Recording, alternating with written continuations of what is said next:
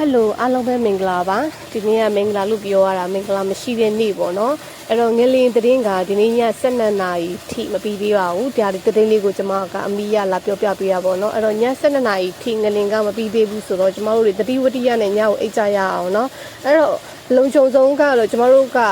အပြင်မှာပဲထွက်အိတ်တာပဲအကောင်းဆုံးလို့ပဲပြောမှာပေါ့နော်ငလင်ကစက္ကန့်ပိုင်းအတွင်းလေးပဲလှုပ်တဲ့အချိန်မှာမျက်စိတမိတ်အတွင်းမှာပဲအရာအလုံးဆုံးရှုံးသွားတာဆိုတော့ကျွန်တော်တို့ကည12နာရီဒီခီဆိုပေမဲ့စနစ်ကြော်အောင်ကြော်နိုင်တာပေါ့နော်အဲ့တော့တညလုံးကတတိဝိသီယနဲ့အိတ်ဖို့လို့တယ်ကျမတို့ကခိုင်ခန့်နဲ့ဒီ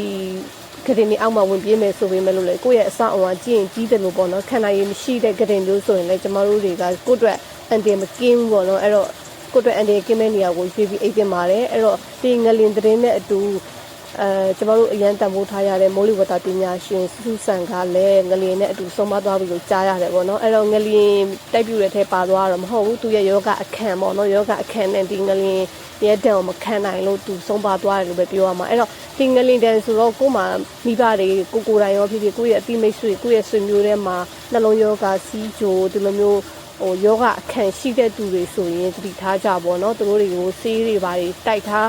ရေပိုင်တိုက်ထားသူတို့စိတ်ပူပန်မှုတွေမဖြစ်စေရအောင်လို့နှလုံးရောဂါရှိတဲ့သူတွေဆိုလည်းနှလုံးအရန်ခုန်ပါပဲကွာနှလုံးလည်းတုံတဲ့အပြင်ကိုလူရဲ့ခန္ဓာကိုယ်မှာရှိတဲ့သွေးတွေလည်းပြောင်းပြန်ဖြစ်မှာပဲလေနော်စိတ်တွေလည်းပြောက်ကစားဖြစ်မှာတော့တည်ကြရလေနော်အဲ့တော့လူဘာလို့ပြောငလင်းလှုပ်ပြီးသွားရင်လူကခြေပိုင်းလက်တွေတုံပြီးစိတ်တွေပူတတ်တယ်အဲ့တော့နှလုံးရောဂါရှိတဲ့သူတွေစီးကျိုရှိတဲ့သူတွေယောဂအခန့်ရှိတဲ့သူတွေစိတ်ကိုတောက်ထားပါအတက်နိုင်ဆိုစိတ်ကိုလျှော့ထားပါတော့အဲ့ဒါလေးကိုပဲကျွန်တော်တို့ပြောပြချင်ပါတယ်အဲ့တော့ငလင်ဖြစ်သွားတဲ့နေရာတွေအဓိကတော့မန္တလေးလည်းတော်တော်အထီးနာတယ်စကိုင်းတို့အင်းလေးတို့ဒီနေပြည်တော်တို့ကြောက်စဲတို့အများကြီးပဲပေါ့နော်ကျွန်တော်တို့ရွာဘက်ဒီမှာလည်းဖြစ်တယ်အိမ်ကြီးပြိုတယ်အဲ့ဒီရွာဘက်ဒီမှာလည်းအိမ်ကြီးပြိုပြီးတော့ကျွန်တော်တို့လူတွေလည်းတည်တယ်ဒီဗီဒီယိုတွေတော့ကျွန်တော်တို့က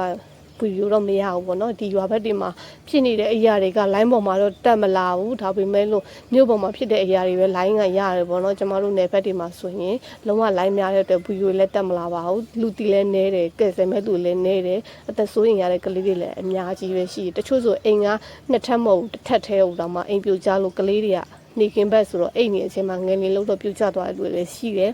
အဲ့တော့ကျမတို့ဘယ်နေရာတွေမှာဖြစ်နေကြရလဲဆိုတော့ comment အောက်မှာတစ်ချက်လောက်မှတ်ပေးကြပါဦးရှင်အဲ့တော့ငလင်နဲ့အတူတူကျမတို့တွေကစူတောင်းပေးလို့ပဲရမယ်နောက်ထပ်ငလင်လှုပ်လာတဲ့အခါကျရင်လည်းငလင်မလှုပ်ခင်အမှဆိုဒီနေ့ကငလင်မလှုပ်ခင်၈တရက်အလိုမှာငလင်နဲ့ပတ်သက်တဲ့သတင်းကထွက်ပါတယ်လူတွေတတိမထားမိတာပေါ့နော်အဲ့တော့ကျမတို့လည်းတတိမထားမိတာကျမတို့လည်းကျွန်းမှနေတာဆိုတော့ကျမတို့ကျွန်းမှာတော့ကော့စမွေကျွန်းကတော့လွတ်တယ်ဖူးခက်တို့ဆိုလည်းကျွန်းပဲဒါပေမဲ့ဖူးခက်ကမြေပြန်းနဲ့နီးတဲ့အတွက်ကြောင့်မို့ဖူးခက်မှာလည်းလှုပ်တယ်ကျမတို့ကော့စမွေမှာမသိဘူးအိမ်ရဖုံးဆက်လာမှသိရပေါ့နော်အဲ့တော့ကျမတို့ကျွန်းမှာကလွတ်တယ်ဆိုပေမဲ့ဒါကကုန်းပေါ်မှာလှုပ်တဲ့ငလင်မလို့ပေါ့နော်ကျမတို့ပင်လယ်မှာလှုပ်တဲ့ငလင်ဆိုဆူနာမီဖြစ်ရင်ကျမတို့အရင်ဆုံးသိမှာဒါကုန်းပေါ်မှာလှုပ်တဲ့ငလင်မလို့ကျမတို့ကျွန်းသမားတွေကဘာမှမသိတာပေါ့နော်အဲ့တော့ကျွန်းပေါ်ပဲဖြစ်ဖြစ်မြေပေါ်ပဲဖြစ်ဖြစ်အကုန်လုံးတတိဝိရိယနဲ့နေပြီးတော့အန်ဒီရဲ့ကင်းဆုံးအရာအလုံးပေါ့နော်လူဘဝကြီးကမျက်စိတမိတ်အတွင်းမှာအရာအလုံးပြောက်ကွယ်သွားတာဆိုတော့နေ့တိုင်းမှာကောင်းတဲ့အရာတွေနဲ့ပဲဖြတ်တန်းကြရအောင်ပေါ့နော်သူများပေါ်မယုံပါပဲနဲ့အဲ့တော့တန်ဝေကရစရာတွေပေါ့နော်ဟုတ်ကဲ့ပါအဲ့တော့ဗီဒီယိုလေးကိုဆုံးအောင်နှောက်ထောင်ပြီးရတဲ့အတွက်လည်းကျေးဇူးအများကြီးတင်ပါတယ်ရှင်